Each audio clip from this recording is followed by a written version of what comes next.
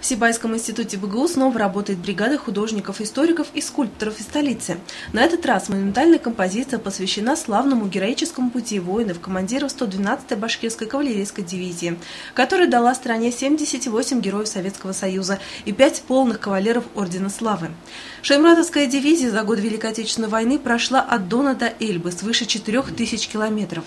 За мужество и героизм в боях, за успешное выполнение важных оперативных задач они были многократно отмечены в приказах Верховного Главнокомандующего. Эту тему я долгие годы носил в себе, признается автор проекта Ильдар Гиндулович Шаяхметов.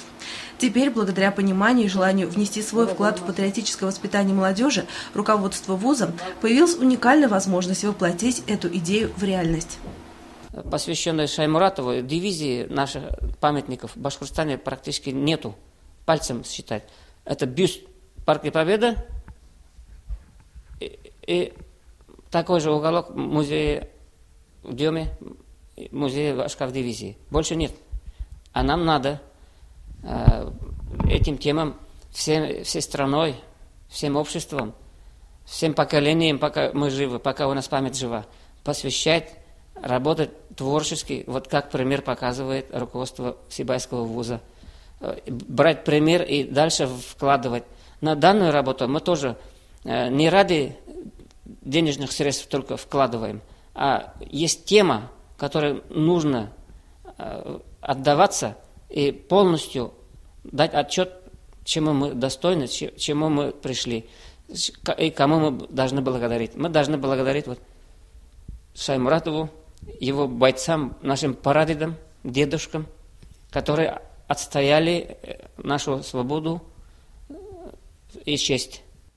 Тема Шаймуратова не первая работа Ильдара Шаяхметова. Еще в 2009 году на Украине, в местах прорыва дивизии линии врага, им был спроектирован первый памятник, посвященный 112-й Башкав дивизии. Над его созданием трудится та же творческая бригада, которая создавала первый монументальный барельеф. Это преподаватели отделения художественной графики БГБУ имени Мифтахеддина Апмуллы, Фаиль Хисматуллин и Рай Гайфуллин. В барельефе займут свои места фотографии героев, боевые награды и весь путь мужества и славы, основанный на исторических данных и архивных документах.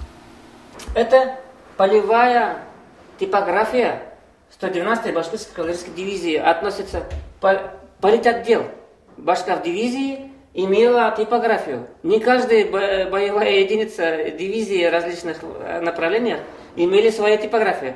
А наша башкирская кавалерийская дивизия, она была подготовлена очень четко, грамотно, многогранно, широкими возможностями. Во-первых, шла воспитательная работа, дух высокий был у воинов. Шаймуратов именно это поставил. И Кызыл Атлылар на башкирском языке выпускалось в формате А4, обыкновенный лист бумаги. Газета выходила на двух сторонах. Пока исторический памятник является первым монументальным интерьером музея, но в дальнейшем здесь появятся и другие изображения, отображающие исторические события нашей страны. И тогда это несколько неприглядное подвальное помещение учебного заведения непременно станет еще одной достопримечательностью вуза. Светлана Загенбарова, Кинзебаева, Руслан Кравцов, телекомпания СТВ.